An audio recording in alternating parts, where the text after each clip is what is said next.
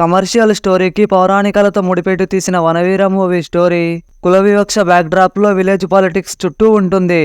రామరావణ యుద్ధం తర్వాత తన వానరసేనకి హనుమంతుడు ఇచ్చే మాటతో వనవీర మూవీ స్టోరీ స్టార్ట్ అవుతుంది. ఆ తర్వాత వనపురం విలేజ్ ని, అక్కడి క్యాస్ట్ పాలిటిక్స్ ని, అలాగే హీరో క్యారెక్టర్ ని పరిచయం చేస్తాడు డైరెక్టర్. దేవా ఎప్పుడైతే ఎమ్మెల్యే కావాలనుకుంటాడో అప్పటి నుంచి స్టోరీలో వేగం పెరుగుతుంది. ఇంటర్వెల్ కి ముందు వచ్చే యాక్షన్ ఎపిసోడ్ చాలా బాగుంది.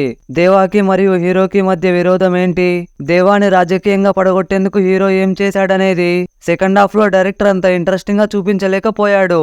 ప్రీ క్లైమాక్స్ లో సత్య క్యారెక్టర్ చేసే కామెడీ బాగా వర్కౌట్ అయ్యింది. రఘు క్యారెక్టర్ లో అవినాష్ యాక్టింగ్ బాగుంది. సిమ్రన్ చౌదరి క్యారెక్టర్ కి అంత స్కోప్ లేదు. దేవా క్యారెక్టర్ లో నందు విలనిజం చాలా బాగుంది. టెక్నికల్ గా వనవీర మూవీ డీసెంట్ గా ఉంది. వివేక్ సాగర్ ఇచ్చిన బీజిఎం బాగుంది, కానీ పాటలు అంతగా ఎక్కలేదు. సినిమాటోగ్రఫీ బాగుంది. ఎడిటింగ్ ఇంకా బెటర్ గా ఉండాల్సింది.